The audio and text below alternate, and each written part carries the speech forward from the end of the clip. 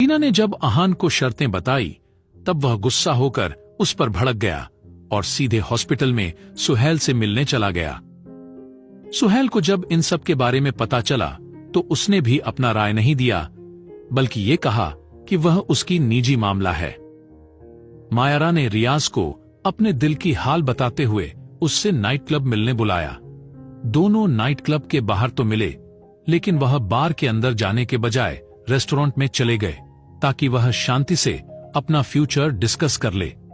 मायरा और रियाज एक corner couple table पर एक दूसरे के सामने बैठ हाथों में हाथ लिए एक दूसरे के आंखों में खोए हुए थे।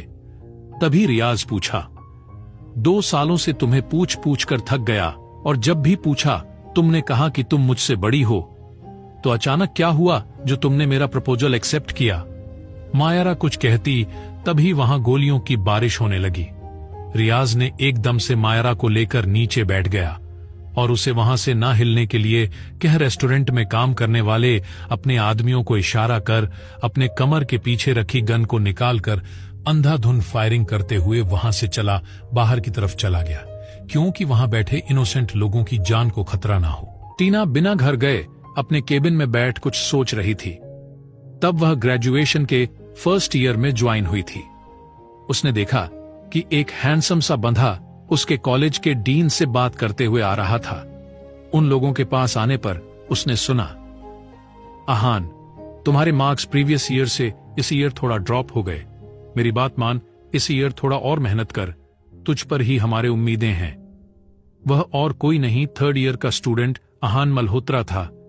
टीना को उसका नाम आज ही पता चला था। 5 दिन पहले उसने आहान को पहली बार बस स्टॉप पर देखा था। उस स्टॉप पर 4 लड़के और टीना थी। वह पहले उन सब लड़कों पर ध्यान नहीं दिया। तभी जोर से बारिश शुरू हुई। टीना ने उस दिन सफेद सूट पहनी थी जो बारिश में भीगकर उसके बदन से चिपककर अंदर से उसके इनर वेयर दिख रहा था, जिसकी वजह से तीनों लड़के उसे घूरे जा रहे थे। वहीं आहान उसके पास आकर उसके पीछे खड़ा हो गया और उनकी नजरों से उसे बचाने लगा। बारिश जब रुक गई, तीनों लड़के वहां से चले गए और टीना की दोस्त काव्या शर्मा के आने पर वह भी वहां से चली गई। उस इंसिडेंट के बाद से ही टीना हर रोज उस बस स्टॉप पर खड़ी घंटों आहान का इंतजार करती।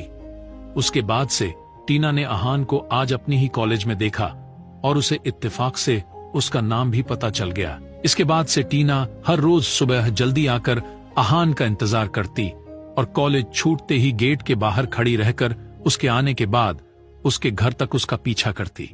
एक दिन उसने हिम्मत करके आहान के बुक्स के अंदर लेटर रखना चाहा और वह उसमें कामयाब भी हुई। यह सिलसिला 2 महीनों तक चला, लेकिन एक दिन जब वह गेट के बाहर आहान का इंतजार कर रही थी, क्योंकि उस दिन टीना का बर्थडे था और वह खुद आहान को अपने घर पर इनवाइट करना चाहती थी, तभी उसने आहान एक लड़की के कंधे पर हाथ डाले हुए मुस्कुराते हुए आ रहा था। यह देख उसका दिल टूट गया और वह तुरंत घर गई और अपने दादू से कह अब्रॉड पढ़ने चली गई। अपने ख्यालों में ही खोई हुई थी। तब उसके मोबाइल के रिंग होने से उसका ध्यान टूटा और वह तुरंत कॉल पिक किया। दूसरी तरफ से मायरा ने शूट आउट के बारे में सब कह दिया। टीना ने यह सुन तुरंत कॉल काटा और निकुंज को कॉल करके सब बताया और रियाज की जान किसी भी कीमत पर बचाने के लिए कह दिया। हॉस्पिटल में आहान टीना के शर्तों के बारे में ही सोचता हुआ वहीं सो गया। वह अपने पापा को देखने उनके वार्ड में भी नहीं गया। दूसरी तरफ जब रियाज जा रहा था तब उसके 2 आदमियों ने उसे कवर करके गोलियां बरसा रहे थे। उसी बीच रियाज ने सुहेल को कॉल किया और बताया, एलाइट रेस्टोरेंट के सामने शूट आउट चल रहा है। भाई, पता करके बता कि कौन है जो अपने मौत को न्योता दे रहा है। बॉस को परेशान मत कर, लगता है ये लोग मेरे लिए ही आए हैं। उसे पता नहीं था कि मायरा ने कब का टीना को कॉल करके शूट आउट के बारे में बता दिया था। फायरिंग की आवाज सुन पुलिस अलर्ट तो हुई, लेकिन दूसरी तरफ के शख्स ने कुछ आम लोगों को बंधी बनाकर पुलिस वालों को डरा रहे थे।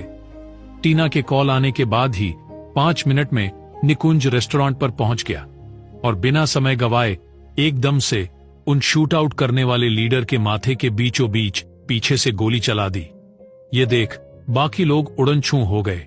कल ही बेल पर छूटा वहीं ड्रग डीलर था जो रियाज पर खुन्नस खाकर बैठा था। यह सब खत्म होने पर निकुंज ने टीना को मैसेज भेज दिया कि वह सब ठीक है। रियाज को 2 गोलियां लगी थीं, एक पीठ पर और दूसरा उसके पैर पर। वह अपने हाइडआउट से लड़खड़ाते कदमों से आया और मायरा, जो अब तक रेस्टोरेंट से बाहर आ गई थी, उसके के पास आते ही वह धम से गिर पड़ा जैसे बेहोश हुआ हो। मायरा परेशान होते हुए उसके पास बैठ गई और उसे हिलाते हुए बार बार उसका नाम लेने लगी। रियाज अपनी आंखें थोड़ा सा खोलते हुए बोला, शायद मैं कभी वापस ना आ सकूं, तुम खुश रहना। यह कह वह आंखें बंद कर लिया। मायरा उसके पास बैठ जोर जोर से रोते हुए बोली, तुम जहां कहीं भी हो मुझे और एसीपी सर को अपना आशीर्वाद देना मत भूलना। मायरा का इतना कहते ही रियाज तुरंत उठ बैठ गया और बोला, तुझे शर्म नहीं आती? अभी 1 घंटे पहले मुझे प्रपोज किया और इतने में ही किसी और से शादी करने के बारे में सोच रही हो? मायरा गुस्से होते हुए उसके सिर पर हल्का सा मारते हुए बोली, तुझे शर्म नहीं आती जो मुझसे प्रैंक करने के बारे में सोच एसीपी सर को आंख मार रहा था? रियाज ने यह सुन मुंह बिचका दिया और निकुंज से पूछा, सर आप यहां कैसे? मेरा प्यार आपको खींच लाई ना? निकुंज अब थोड़ा गुस्सा करते हुए कहा, अपना घटिया जोक्स अपने पास ही रख। मुझे टीना ने कॉल करके बता दिया और मैं यहां तुरंत पहुंच गया। मुझे पता था वह आरआर को हमारे कांस्टेबल्स संभाल नहीं पाएंगे। रियाज कुछ सोचते हुए बोला, इस सुहेल भाई के मुंह में कोई भी बात पचती नहीं। मायरा ने झटके से अपना हाथ उठाए कहा, मैंने बताया बॉस को। क्या होगा आगे जानने के लिए सुनते रहिए